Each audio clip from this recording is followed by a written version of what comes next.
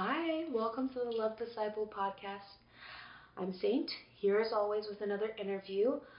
I'm going to read this one because it's another technical one, and we have just the most fun interview up. This one's definitely one of my favorites. It's with Andreas Kraemer. So, Andreas is an executive leadership coach, a business growth strategist, and a marketing creative developer based out of Austin, Texas. And when I met with Andreas, one of the things that stood out to me about him is his commitment to helping others live the life that they choose for themselves. Moreover, his work emphasizes that everyone has the potential to make the life that they desire happen and to do so in a really ethical way. And a lot of people that we meet, one of the reasons why they feel they can't choose a life for themselves is because they're worried about how it will impact others. Well, his work is all about that. And because of this, he helps what he calls caring people and businesses do good in the world, increase their impact, and establish systems for long-term success. Get ready for a fun interview with Andreas Kraemer. Dynamite, I'm blowing up my mind. I wanna be free, I wanna be cool, I wanna be bad. Okay, welcome everybody. We're here for another episode of the Love Disciple podcast, and today I'm here with Andreas Kraemer. Hi, Andreas. Hi, Saint. Can you tell us a little bit more about you? Yes, so I'll do the professional thing first, and then if we have time for personal, I'll say a little bit. But professionally, I am an executive strategist and a leadership coach, and I work with service-minded business owners, leaders, and entrepreneurs who are looking to grow their business. And when I say service-minded, I mean people who want to make a difference in the world, who want to do good in the world, to serve the world. And my clients are usually experiencing some sort of knowledge gap, so maybe that's imposter syndrome, or difficulty with work-life balance, so close to burnout.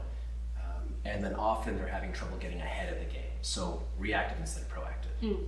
And I just help them move into, really simply put, just becoming the true leader, true CEO of their business, so they can have joy, which is really important to me, peace, power, and profit.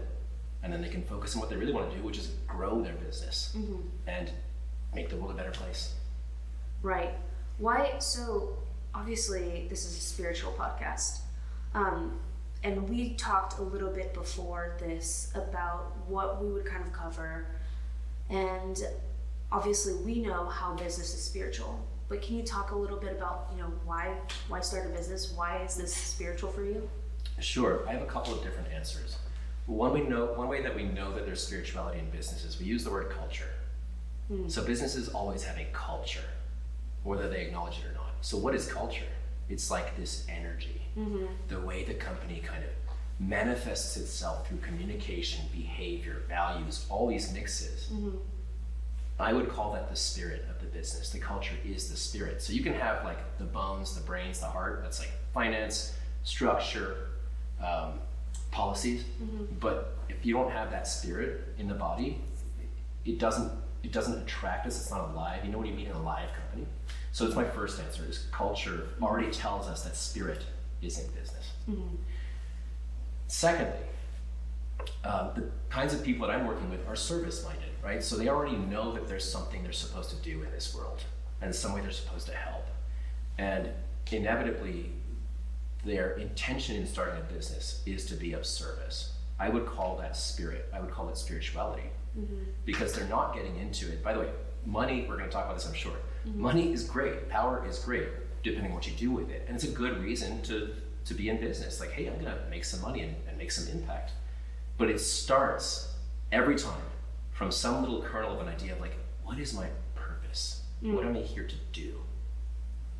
And I've met the business owners who have started just for money or just for power. It always fizzles out. It always does. When they're in trouble, they have nothing to go back to. I've actually coached people where 6 months or a year into it, they literally completely changed their business model or decided to sell the business and start something different because they realized in the course of the work that this wasn't what they were really here for. Interesting.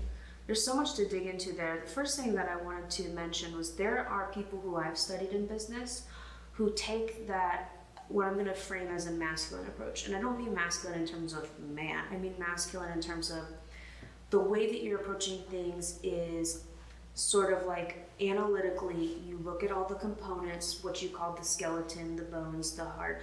There's finance, there's this thing. And people do try to analyze culture to find out its components. But I think what makes it alive is that there's so many of those micro components that you could spend a lifetime putting them all together, and still you would never replicate the feminine approach of just embodying that energy. So it's just so interesting. I love that. And another thing you mentioned was impact. Can you talk a little bit about impact? Yeah. Let me answer that and speak to your cooperative really quick, or rather your masculine, feminine, because it's very important to me as well. Yeah. It is part of culture and it is part of impact.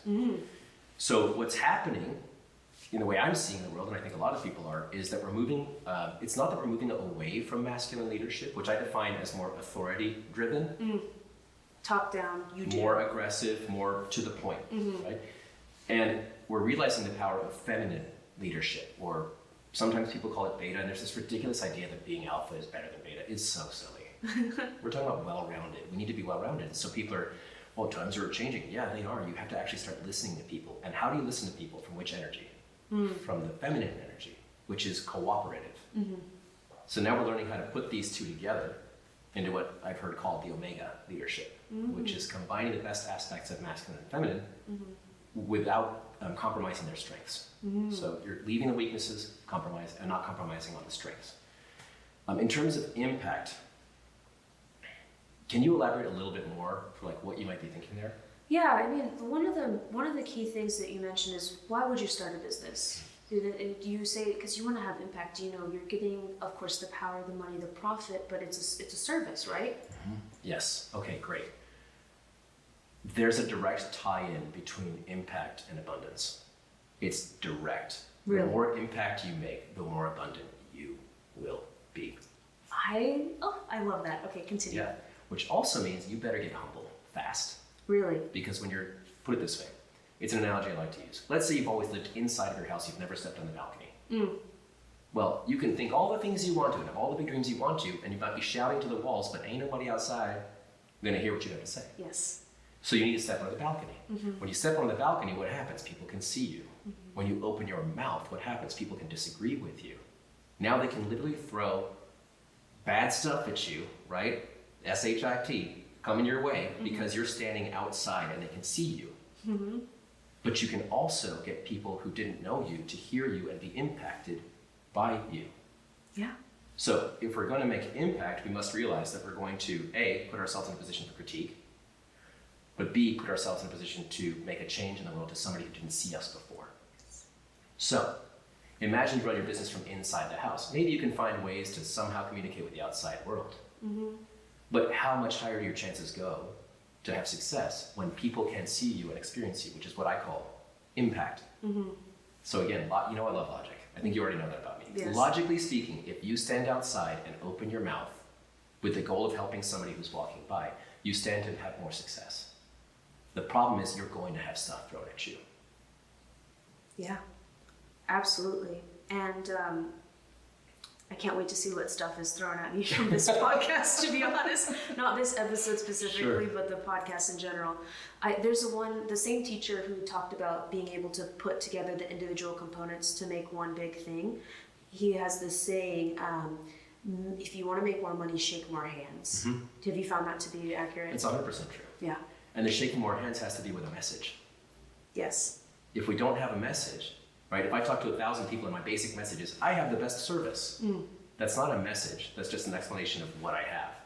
I have to be telling them, how do I help you? I help these, I mean, you asked me what I do, right? Yeah. I thought about it really hard. And I think about it all the time and it changes, but I'm helping a specific person, service-minded leaders, business owners, entrepreneurs. This is what you're gonna get out of this. You're gonna move from here to there. That's a message. The more hands I shake with that, the more the money comes in. Interesting. But it's not true that I just shake hands. Because if I do that, I'm kind of just wasting my time. It's like taking a bunch of flyers and throwing them around town and hoping that the right person picks it up versus this is who I want. And I have a saying that I enjoy that I've had to apply in my own life. When you're doing it right, and you raise your hand and you say, this is what I do, for whom I do it, and what I want to have happen. The right people are like, yes, he's talking to me. She's talking to me. The wrong people are like, F that person. I hate what they're saying. It's cheesy or woo-woo or whatever it is. Like, there's a world where there are men in business who would consider me soft. Because I believe in what I call velvet glove, iron fist. Soft approach, strong standards. Or soft heart, strong feet. Soft heart, strong feet. That's the way I think it works, and it's totally omega. Right? They're going to think I'm soft. They're not going to want to work with me. No problem. I'm looking for the right people. And then again, when they see you, like, they become loyal to you. By the way, loyalty is another thing you should be comfortable with. Yeah, I want people to be loyal to me. Why? I want to be loyal to you. Yes. I want to be in that room like, let's raise each other up here by default. And if people aren't into that, or they think it's cheesy, or there's no time for that, cool, man. You've got people you're going to serve, they're not me. So interesting. I mean, there's so many different ways that we can go with this, and I'm trying to think about what someone who's watching this doesn't know anything about spirituality.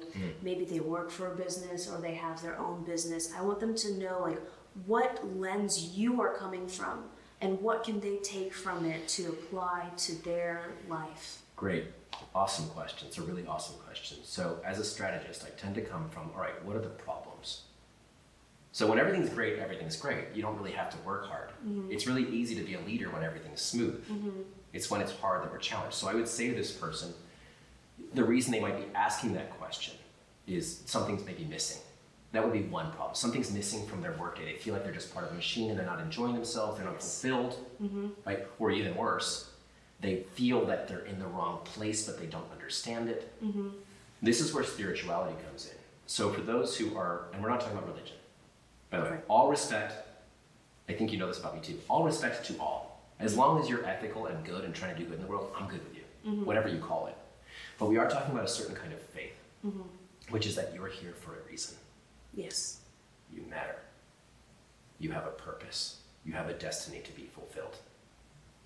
If you choose to believe that, then when you look through that lens, that's what I call spirituality, into what is my greater purpose. It can make even the same job that was unenjoyable, enjoyable, for example, because now you know why you're there. Like, I've told you I'm a bridge, right? That means I'm going to be in rooms. I'm trying to link people together from different walks to all come together and understand that we're here as a holistic entity. And we have all of a purpose. If I don't know that, and I go into a room and somebody's like, how dare you speak about Buddha in a Christian room, or Christ in a Jewish room, or whatever it is, I'm going to fall down quickly. But my spirit, my spirituality, my faith, reminds me of who I am and what I'm here to do, and that makes me basically, like, this feels awesome, unstoppable in that room. No matter what your job is, if you know what your purpose is, you're going to be good. Because when everything is against you, and it looks like, we talked about this also, it's this analogy, I always get the Harry Potter analogy. When you're in Harry Potter, he's a 13, or he might even be an 11-year-old boy, going up against this like 40-year-old Dark Lord who has like an army of like middle-aged people with full-blown magic. And it's like, this kid, if logic tells you he's not gonna win. He's not gonna win because everything's against him, but what do you have in that moment when you're in the arena staring down the Dark Lord, when you're in the arena of business and you have payroll due in a week and your business doesn't have enough cash flow to pull through with payroll, what do you fall back on in that moment? And it's those things, your purpose, your spirituality, everything that you talked about. Yeah, and what's cool about that is, so let's say somebody thinks or says they're logical. Well, I'm logical, like I can't lean on that to pay my bills. Okay, well, is what you're doing working? Do you think working harder and more stressful is actually going to get it done? You've already tried that. Now it's time for faith. Now it's time to pull you out of what we say, in the weeds, right? You're in the weeds, you're seeing all the numbers, you're seeing all the things. Like, how do you get out of the weeds? Not by going into more weeds. Yeah. You can't use your mind to beat your mind. That's another saying that I love. You cannot use your mind to beat your mind. You have to use your body and your spirit. It's such a black hole. I'm glad that I personally haven't been there yet with numbers, but I think we've all been at places in our life where we're like, I have no idea how we're going to get out of this, and then we're still here 2 years later. We're still here. And it's kind of funny how my mind just wants to be like, that didn't happen. Yeah. Or like, oh yeah, of course hindsight is 20/20, and like, of course you were gonna solve your situation this way.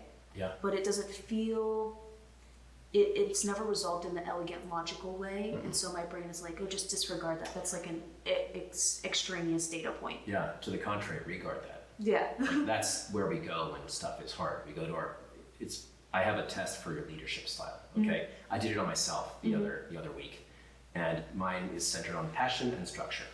Passion and structure.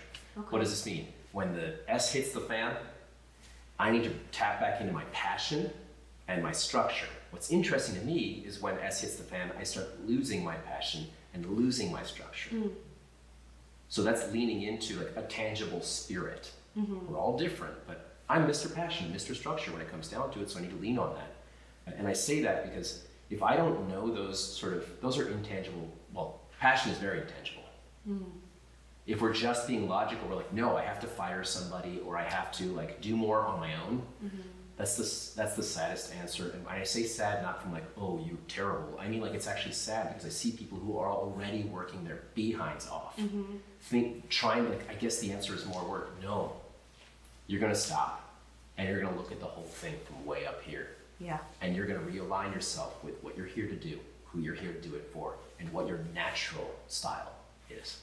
That's amazing. When we get back from the break, I want to talk to you a little bit more about some of the tools that you use. And I also want to revisit the concept of faith because I feel like that's really, really fun.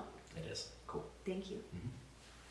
Hey, thanks for listening to the podcast and for tuning into today's episode with Andreas. As I'm sure you can see, he's a dynamic leader and an expert in personal transformation and business innovation. He's also the driving force behind Elite Business in Life, which is an incredible coaching and consultative program that he created.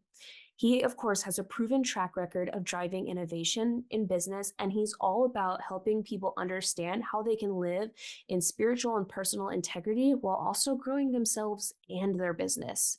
As you can see here, it says he wants you to get the most out of your business, your life, your mind, and your relationships. And the testimonials are here to match it. What sets Andreas apart is his genuine passion for helping you succeed. His posts and articles, which you can find on LinkedIn, are full of practical advice, thought-provoking ideas, and a wealth of knowledge that can help you transform your approach to business and life. So whatever you do, don't miss out on the opportunity to learn from one of the best in the business. Be sure to connect with Andreas on LinkedIn and visit his website, elitebusinessandlife.com, to discover how he can help you elevate your life and live in integrity today. All right, so we're back. When we left, we were talking about faith. So I don't remember what exactly the prompt was about faith, but I know that I really wanted to hear from you a little bit more about that and something that people can take away from it. Okay, faith. Give me a moment here, closing my eyes. So that's, okay, let's talk about skills. Okay. And faith, skills and faith. Yeah. So I've learned over the years that one of the things I used to be afraid to do was to take my time. Literally, when you get asked a question, but you're on a podcast, but you're in a business meeting, but somebody's important. Cool. Close your eyes and breathe if you need to. It's a huge power move. And it's not meant to be a power move over somebody, but it just reminds you you're in control. So I just did it by default. I closed my eyes and I was like, let me just take one. And look what came out. I got back into flow. I'll say loosely that faith is the belief that you were called to do something for a reason and that it's going to work out. What do I mean by that? Here's a super metaphysical statement for you. Everything is as it should be, as it always has been and always will be. If it wasn't, the universe would blow up. If literally this wasn't supposed to happen, logic, then it just wouldn't. It would be like, and the universe would blow up. So everything is as it should be, which I find very empowering because it means any choice I make is the direction that it should be. So it's up to me to make decisions that move me closer to what I perceive as my purpose. My faith is that there is a purpose. It's not even that I can do it. I find people get more lost in trying to figure out purpose than whether or not they can do it. Eventually they get scared of whether they can do it. That's an easy solve. You just start doing it. Yeah. You've said it. Do it messy, right? Like, Do it scared. Do it scared. Do it messy. You just do it. They have nothing to do with each other. You think it does because that's what fear wants to do. Yeah. To tell you, oh, I matter here. It's like, with all due respect, you don't. I can still take the steps scared. I call it pushing in the pool. Like pushing myself in the pool is when I know that I'm looking at the water, like dipping my toe in, and as I look over, the other me, like future me, like pushes me into the water. It's like, go swim, dude. You gotta swim it. So again, the faith overall, the faith is that when I say it will work out, is that if I take the steps, and this is a word I use in my own faith system, which is my belief in the world, if I'm obedient. So I have to get still. I have to listen. I have to tap into that that being that I would say is connected to God. But for somebody who doesn't necessarily believe that word, it's okay. You know when you close your eyes and you breathe and you get calm, you know what the next step is. You just do, even if it's a tiny one. If you do that over and over, your whole world changes. And there's a book that I would recommend for looking into this, and it's called The Surrender Experiment. It's by Michael Singer. And I read it just a few months ago, and it really helped me in a moment. I'm in a moment of change in my business right now. It's growing. I'm really nailing down who do I want to help? What is my purpose? And basically, really shorthand here, this man spent 40 plus years saying yes to the universe when it presented him with ethical opportunities. Whether or not he wanted to do it, whether or not he felt it was right, he literally was like, I'm going to do an experiment for my life. And it led him from being like a kind of washed out, college dropout hippie, which was fine and beautiful because that's what he wanted to be, into a billionaire computer guy. And he's like, I don't even know how I got here other than I just said yes over and over and over and over. And so I've been getting into that lately, where like if it feels uncomfortable, that's not the metric. The metric is when I'm calm and close my eyes and breathe. Techniques. If you breathe through your nose, you're activating your parasympathetic system, your rest and digest system.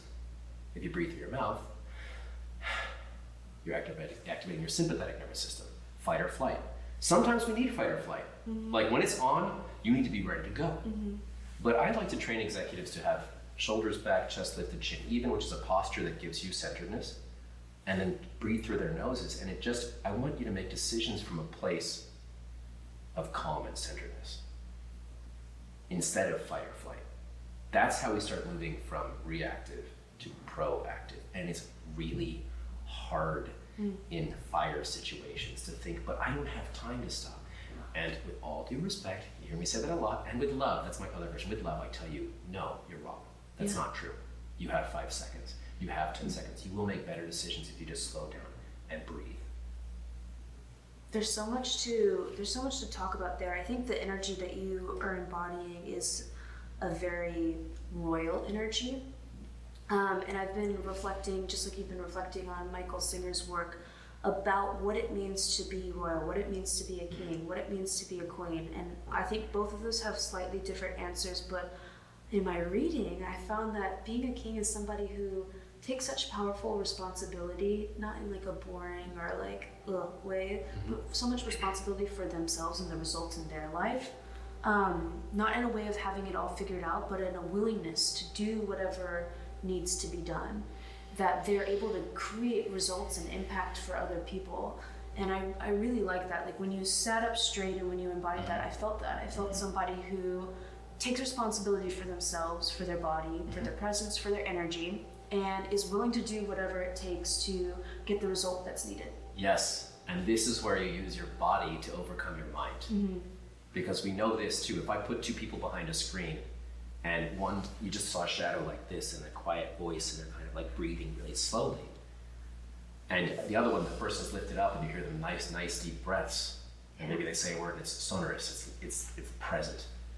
And I ask you, which one do you think is more likely to have success? You're always gonna say the person who is upright and breathing and still versus the other one. And that's because we know in our hearts and our entire beings that this is survival, which I have a stance in survival that I think is wonderful and helpful, which is it's just what we're programmed to do. It's not to be made fun of. Making fun of ourselves isn't really not a good idea. Basically, without getting into too much detail, because all of our parts and our voices are actually our board of directors. If you see yourself as a company, you want to develop your CEO and your vision, all of your voices are your board of directors because they all have input, don't they? Whether or not we like it all the time is another story. So imagine if you were in a professional setting and you yelled at somebody in your board of directors and told them they were an effing idiot, or like, you know, all the stuff that we can say to ourselves, you're a failure, all this stuff. Why would that person respect me? So your part then goes back and is like, okay, you talk to me like that? I'm gonna get you later. Yeah. I got you. Yeah. Right? So we need to become at peace with the voices, centered, and use our body when our mind is saying, no, but we have to think about it more. No, what I need to do is show you that I'm in charge. And the way I'm gonna do that is force, and let me just say this to like everybody out there. I'm super part of this work. I'm very uncomfortable sometimes. I go through all this. I developed these techniques because they saved my behind from a massively terrible situation in business many years ago. It was really traumatic. I was out of control. I had no power. And I had to do things. My mind couldn't do it. It was the first time in my life that my mind, which I was always like, I'm smart. Yeah. I was like, I got nothing for you, bro. I'm just making it worse. So I had to learn things like how to breathe, how to sit. So I suggest to everybody that if they're in a situation where they're feeling powerless, or like they just can't, or even frustrated or angry, you tell yourself, you be professional, pull your shoulders back, chest lifted, chin, even breathe through your nose. Just do it for 10 seconds. If you can do that, that's the beginning of self-mastery. Yeah. Let's talk about power and empowerment. So there's a portion of the spiritual community that loves using, I don't know if you've seen this, have you seen people who kind of use alternative spellings of words? And one of them, like the word empowerment is empowerment, but people will write it as empowerment because it's like internal of yourself. And a lot of times you're using the word power. I know so many people in communities that I'm in who think of the word power as something over somebody else.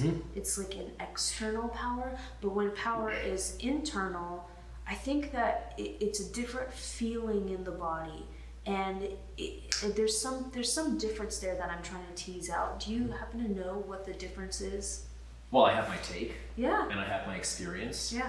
So something I didn't say at the beginning is I've been a coach in some way or some form for 20 years. And that matters. It matters because I've seen a lot, and in different industries. So I started as an acting coach. I was an actor for 20 years, from age 12 to 32. And I coached actors, then I coached public speaking. And now I'm coaching business. I coach my employees, right, when I want to lift them up and lead them. Empowerment is moving from the state of effect to cause. What do I mean by that? They're binary. This is binary. There are two ways we can live in this world. At cause, meaning like we figure out what we can control and do. Then there's at effect, which is stuff outside of us is controlling how we feel, how we do it. Well, I can't because that out there. I'm not saying that's not true. I'm saying it's disempowered. Empowerment is saying, I'm going to take this thing that was disempowered and figure out what I can do. That's power. And we want people to have that power. We need you to have that power. I use the word people that's really touchy, which is I want you to be self-centered. What do I mean by that? I didn't say selfish. I said self-centered. Put it this way. You need to be centered here, right? Like the point that begins the whole design is here. Everything comes out from here. If I take the point of Andreas and I put it behind the camera or over there or in you, that means when you move, I move. But we do that all the time with our finances, with our partners, with our friends, with our situation. We put the center out there. I want people to be self-centered. That would be, the beginning of discussing power and empowerment. Yeah, I find that in my life I'm in a period of taking my power, my center back from money. I think my whole life, the whole center has been, I can't be a musician, I can't do this podcast, I can't do anything because I don't have enough money to do it. And I found that through the generosity of friendship and just asking for help, and thank you for our videographer Amy, who's willing to do this for the sake of our friendship, because I mean, you can let anything be an excuse, and I've found that even with having money, I've used money as an excuse, and when I had all of the money in the world, there were no more excuses. that's when I realized that there's so many different ways to accomplish something. And if what you're trying to accomplish is truly a feeling that it can be found within yourself, then you gain this power to just ask a friend for help. Say, Amy, hey, I'm going to need your help. Are you open to sharing? And what can I offer you? Here's what I can offer you. Is this okay for you? It's really vulnerable. And it's a purpose and it's a power, because you're taking your higher purpose and saying, I have to do this. I have an obligation to do this, or I'm called to do this. Yes. And again, the right people, like I said earlier, will go, girl, I got you. Bro, I got you. The wrong people are like, how dare he ask? Yeah. And I want to say something maybe a little contentious, which is, I'm going to talk about people pleasing really quickly. By the way, recovering and still working on a people pleaser.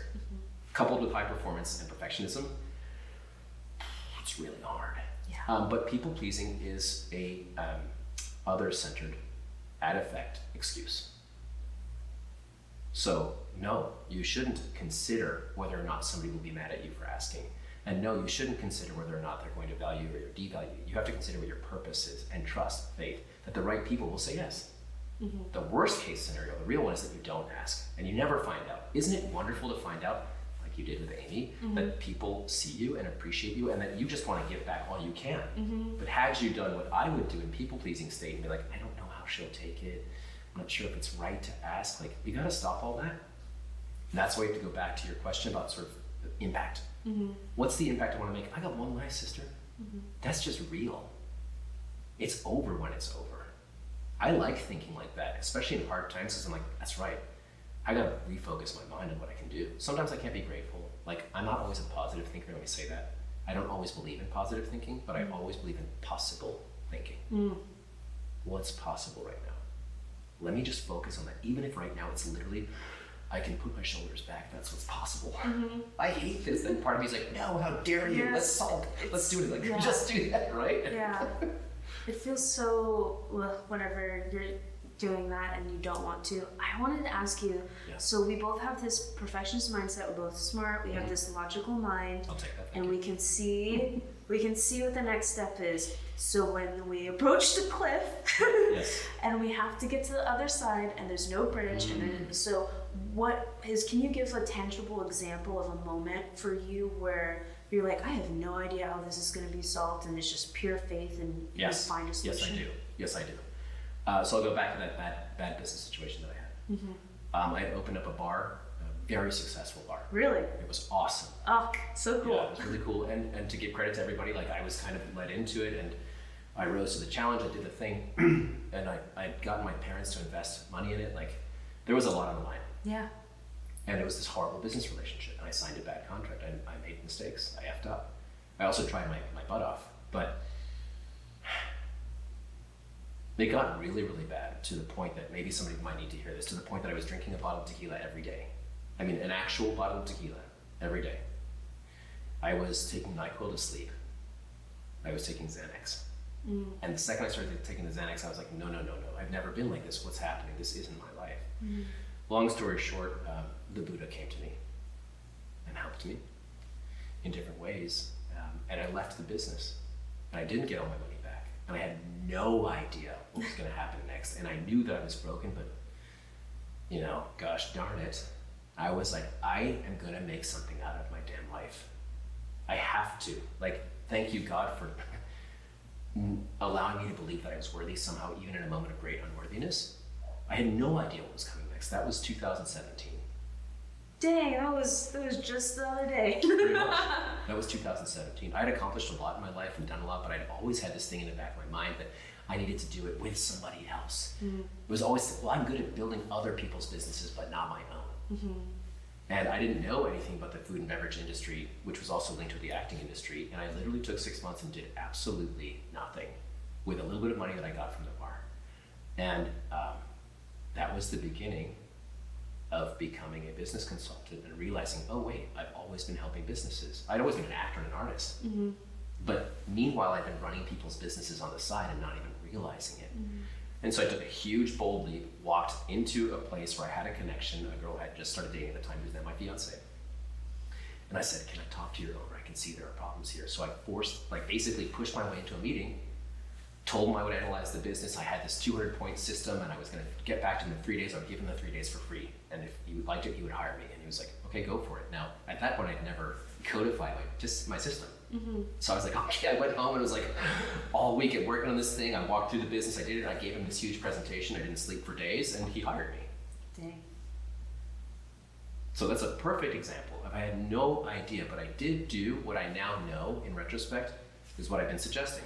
I got still. I listened to the truth, and the truth was that bar business was not correct with that person. And instead of walking away from them or him or whatever, I pursued happiness. And can I just say, how many times in my life, I don't know about you, I've been told like you can't pursue happiness. That's not a real thing. Like it's like get a real job. It's like that kind of thing. And I was like, no, like middle fingers blazing, I'm pursuing happiness. And it's led me to here. And while it's not perfect, I'm whole. Yeah. I have skills and people I love, and I would stand for that. And nobody, I like to say this, nobody can take that away from me. They used to be able to. That part, yeah. They used to be able to. Now you can't take it from me because I know. I already know I'm worthy. It's too late, can't take it It's back. too late, sorry. No take backsies. Sorry, no, sorry, sorry, not sorry. Yeah, Yeah. no take backsies, yeah. Absolutely. I totally feel that. I worked for corporate America and I was super depressed, Lexapro, Xanax, benzodiazepines, and finally one day I was like, I would rather be homeless, because that's the great fear, right? Is if you lose your job, you're going to be homeless. And I was like, I would rather be homeless than work another day here. And then I was like, wait, what if I was homeless? And then I kind of leaned into that, just see what it was like. Why is everybody scared of this? And there are bad parts. Sure. There are bad parts. Sure. But it's not all that scary. I mean, I think we built this society where we're very far away from what it is that we actually need. What it is we actually need: food, air, water. And you bring up an important word with scary. It's less scary or more scary. There is nothing scarier to me. When I get people in a calm place and I ask them this, it's always the same answer. If you live your whole life and you get to your deathbed and all you can think about is all the things you didn't do that you wish you had done, that to me, and it's real and it happens, it's going to happen, whoever's listening, it's going to happen to you if you let it happen. I'm telling you, you're going to get to the end of your life and you're like, man, I just wish I had tried that thing. That is scary. So I like to advise people skillfully to visit their future self. It's actually a technique called future pacing in NLP. You visit your future self and you check in with them, and they'll know. They'll know what you're supposed to do now. They'll tell you what steps to take. It's up to you to decide. Let's stop asking ourselves to not be afraid. Let's go ahead and stop that. Yeah. Let's stop being like, but I'm nervous, but I don't know how to do it. Cool, that's always gonna happen. Always. Take that one step. Find the simplest step. Again, if it's pulling your shoulders back, if it's making one call to your friend, do it. Yeah. And then just do that again and again and again and again. Absolutely. My friends are all, when they tell me their ideas, they're all scared. I'm scared. Beyonce's scared. Barack Obama's scared. Yes. Everybody is scared, and still the world turns. Yes. No matter whether you do it or not. Yeah. Whether you take the risk or not, the world ain't gonna stop turning. So it's just up to you, and hopefully you surround yourself with people who lift you. So there's something in the subconscious mind in my training. It's basically that your subconscious mind does not respond to words. That's why you can't use words to defeat your mind. It responds to senses, so visual, auditory, kinesthetic, olfactory, that's smell, and gustatory, that's taste. Surround yourself in your life with things that trigger your senses. I call them positive triggers. You need these. There shouldn't be anything in your life, I know it's hard, but it's actually achievable, where when you look around your room, for example, your house, everything should tell you you're worthy and worth it. Don't worry about somebody being like, oh, now you're going to be vain, right? Now you're not going to care. They were wrong, and they were hurt, and they didn't know that they were worthy. So use positive triggers in your life and get people in your life who support and lift you. And yes, again, it's hard to, you don't have to cut people off, but notice that when you start advocating. So for example, I have a rule in my life that was very different from how I grew up. I don't do self-depreciating humor. And it's hard to tell here, but I can be a funny person. And my big key was I can make fun of myself better than you can. And I'll make you all laugh. And then one day I just stopped and I said, we're not allowed to do that anymore because it gets in there. And you start thinking that that's what's happening. Yeah. And when I hang out with people now and they do a self-depreciating joke, especially as a man, it's a big thing for men. Like, oh, come on, bro, blah, blah, blah. There's a lot of lessening in the male world. Like, I'm going to minimize you. And I'll be like, nah, don't say that, brother. Don't do that. I don't do those jokes, okay? And I let them know right up top. The right ones, they're like, cool. The wrong ones, you know, they use some weird derogatory word. But I ain't got time for that. So, yeah. We as ladies say, don't talk about my best friend like that. It's so good. It's so true, though. It is true. And another thing that you said that I felt like was really valuable is kind of like this idea of like greasing the runway. You setting things up in your life so that it's easy to be yourself, to feel that you're worthy to do those things. Do you have any other tips or things like that that could help out? Yeah, there's something I call the master habit. And mine changes from time to time, but usually there's one little tiny thing that you can do every day that starts you off on the right path. It's tiny, and there's work to do to find it. And somebody out there, you can just ask yourself, what's something little that you do that you really enjoy that feels good and you know is good for you? Challenge yourself to write a list of 5 or 10 and then try them out and see which one is the one when you miss it that your day doesn't quite go as well. For me, crazy, I need to have 8 to 16 ounces of water first thing. And trust me, I'm not a water drinker. I honestly don't like the taste of water. I actually am like some weird person who doesn't like the taste of water. That's so weird. But when I do that one little habit, it somehow immediately dominates some part of my survival mode that's like, we're gonna win today. Like, no, you're not, because I just drank water and I don't even like water, bro, and it's good for me. And then the rest of my day is like, we started with a small win. So I suggest finding a little master habit, one thing. And I've noticed too, when I'm starting to slip, because I do, like humans, like I'll have a rough week or something, like, oh, I didn't drink water this week either. I'm not saying, you know, drink water, now you're successful. I'm saying, like, do that little thing that you know is the right little challenge for you to win. You gotta win. Yes. You have to create wins in your life. I love that. Have to. I love that. I want to do something like that for women, where it's just like, hey, here's the things that I've figured out that can like kind of grease the runway. Don't make it hard on yourself. Like, it's just so nice to know that you can actively do things in your life to make it easier on you. Yeah. That's so nice. Yeah. Well, women, I work with a lot of women. Generally speaking, health and wellness for a lot of women can mean diet. Here's a tiny thing you can do. Let's say, well, I have a hard time not having junk food. I told a client this the other day and she was like, what? I was like, you can have the junk food. She's like, what? I'm like, yeah. Get a little bowl, and when you get the junk food, put the junk food in that bowl, and then put the bag away. Eat what's in the bowl. And I was like, if you just do that for 2 weeks, your whole perspective will change. And it did. She told me, like, the next week she was like glowing. She was all proud. She's like, almost every time, not every time, but almost every time, I just ate the food in the bowl. I was like, do you feel better? She's like, yes. Do you feel more control? Yes, I do. I'm like, good. So is it limiting the bowl to the bowl, or sometimes it's just limiting. I don't like to take away things per se, because part of us hates that. Part of us like, how dare you take my toy away? Okay, well, we're just gonna get responsible with it. Interesting. I mean, unless it's literally like an abuse pattern, in which case, yeah, you gotta get rid of that. But she was thinking that being healthy meant, she literally said, she's like, I think I'm like supposed to eat vegetables. And I can see her body do this. Yeah. I was like, she doesn't want to eat vegetables. She's not going to eat. She doesn't have to convince herself every time. Like, can we limit your intake of the?